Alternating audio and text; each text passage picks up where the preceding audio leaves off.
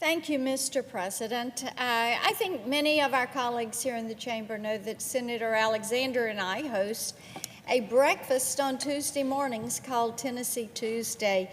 And this week at the breakfast, one of our Tennesseans said, "I have seen so many men and women in law enforcement uniforms in D.C. What is going on? Is this normal?" And it gave me the opportunity to say, actually, this is National Police Week. And this is a week that we set aside to honor those men and women who are in law enforcement. And there are tens of thousands of police officers and sheriffs and highway patrolmen across our country. And my hope is that each of us will stop this week when we see them, say a thank you to them for the service that they provide our communities. Because when it comes to fighting so many of the issues that affect our communities on a day-to-day basis, the issues we face because of drugs and drug trafficking, human trafficking, gangs, it is our local law enforcement that is on those front lines, and we say thank you to them. This year in Tennessee, 3 officers have lost their lives, and during this week, we remember them and express our gratitude to their families for their service and their sacrifice. We have lost Trooper Matthew Elias Gotti. He's from the Tennessee Highway Patrol, and he died on Monday, May 6, 2019. Sergeant Steve Hinkle from the Sullivan County Sheriff's Office, who died on Tuesday, February 26, 2019. Police Officer Nicholas Scott Gallinger from the Chattanooga Police Department, and he died on Sunday, February 24th of 2019. As I talked to our sheriffs and police chiefs and patrol captains, I know that there are many others who have been injured, and we remember them. We also say thank you. Thank you so much to the families of these men and women who have chosen, they really are called. This is their calling to public service. And we thank them that they answer that call and that they choose to serve well in our communities to keep us safe, so that we know our communities are a place where we can rear our families, where we can enjoy camaraderie with family members, with friends, with our churches. And I will tell you, as I was thinking about this week, I thought there are so many of moms and grandmoms who I think are pretty much like me. I many times will say, I'm a security mom. I want to make certain that my children and my grandchildren are safe, that our children are safe when they're going to sporting events, when they're going to school. We say a prayer when they get behind the wheel of a car. And we're so grateful that there are law enforcement officers that are there at public events that keep them safe, that watch out if they're going to be speeding on the road, and provide that security that is so essential to our way of life. I have the opportunity, as one of these security moms, if you will, to serve on our Senate Judiciary Committee. And just last week, Chairman Graham brought forward 3 bills that we've approved. These are things that are going to help law enforcement officers and their families, providing mental health support for law enforcement and their families, vitally important, and of course, life-saving bulletproof vests, which are now essential, and ensuring that our first responders get the benefits that they have earned by standing for that duty. And when they get ready to retire, those benefits are going to be there. This week I have joined Senator Cornyn, and I thank him for the leadership that he has for the Back the Blue Act. And I think many of us who stand in this chamber know that we stand to back that thin blue line. That line that is the difference between order and chaos in our communities. And this bill is going to create new penalties for killing or assaulting law enforcement officers and protecting officers from lawsuits when they intervene to stop a violent crime. It is a common sense provision, and I am pleased to be there in support of this bill. You know, as we talk about law enforcement and we talk about security and having safe communities, we also need to remember our Customs and Border Patrol agents and officers that are on this southern border.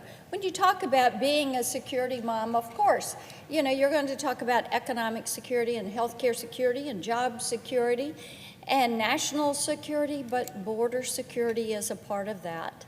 And it is a way that we work to keep our communities safe. And we all know there is a humanitarian crisis on that southern border, and much of it is fueled by cartels that are big business, and they deal in drug trafficking and human trafficking, and then it is our first responders that address this in our communities and on our city streets. And because of this, the issues and the lack of security at that border has created an environment where now, at this point, every state is a border state and every town is a border town, because those problems that come across the southern border with the human trafficking, with the drug trafficking, with the gangs,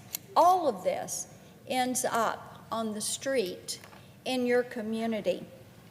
We are working on legislation that is, we hope, going to help with this situation. It will target traffickers of unaccompanied minors in the care of health and human services. You know, one of the things that has not happened and needs to happen, Health and Human Services and Homeland Security need to be able to share all of this information that they have on individuals that are bringing these unaccompanied children. Individuals that say, I am a next of kin. Individuals that say, I am here and this child is coming to me.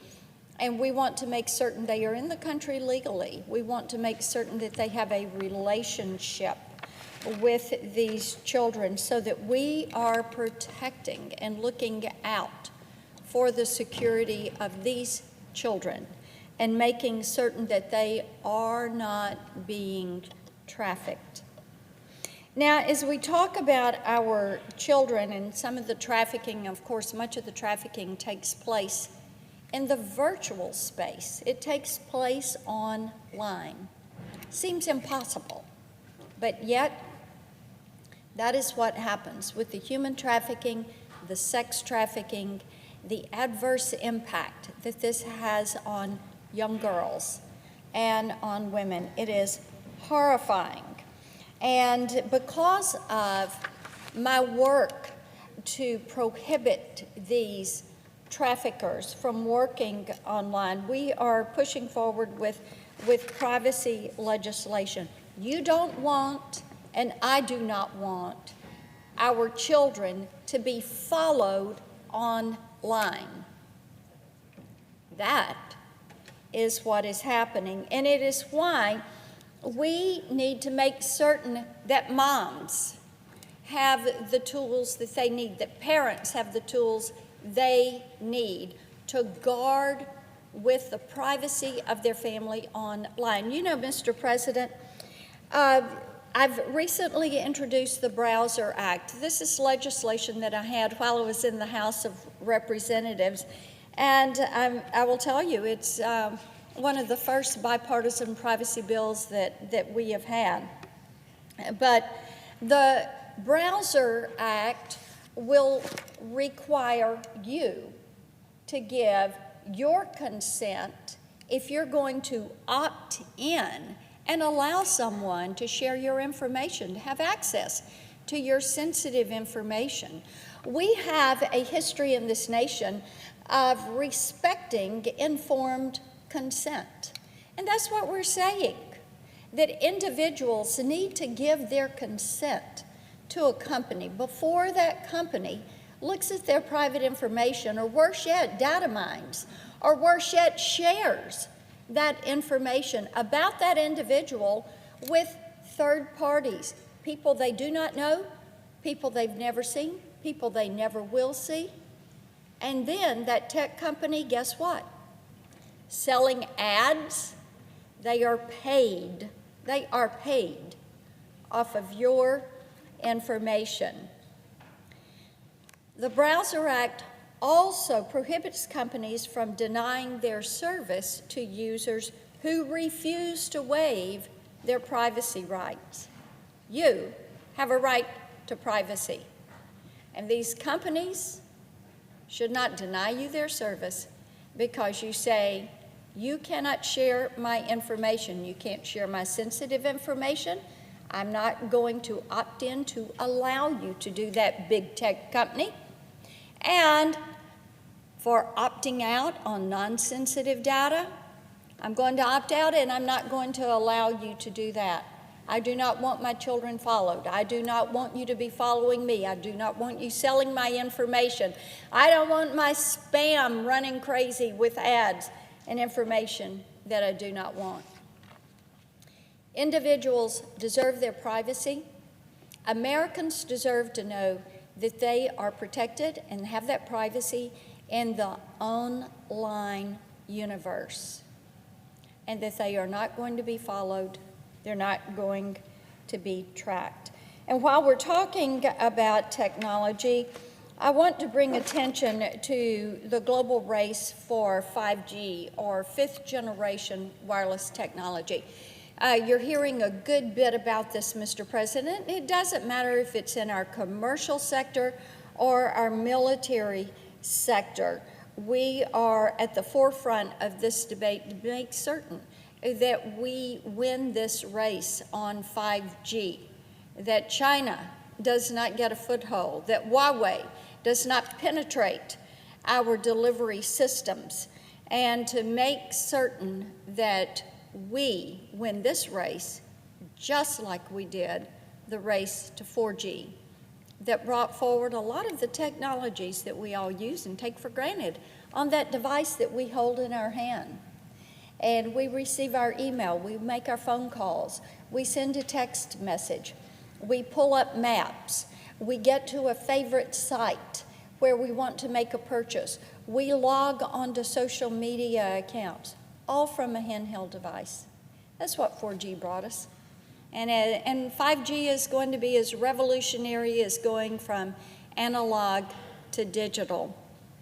And we are going to stay on top of this to make certain we win this race. And because of this, we have a couple of more pieces of legislation that I'm going to come back to the floor and discuss at a later date.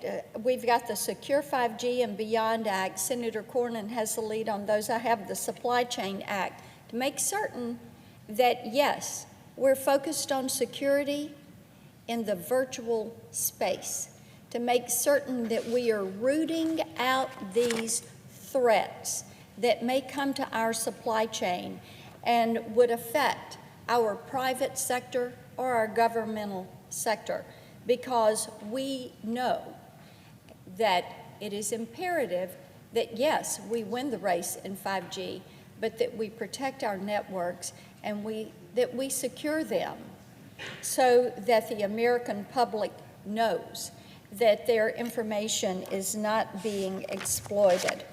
Mr. President, I will tell you, as a mom who values and puts a a priority on keeping children and grandchildren safe. It is an honor for me to come to this floor to salute the men and women who are in law enforcement and to talk about what we need to be doing every single day from this chamber to protect our nation's security and to protect our citizens. I yield the floor.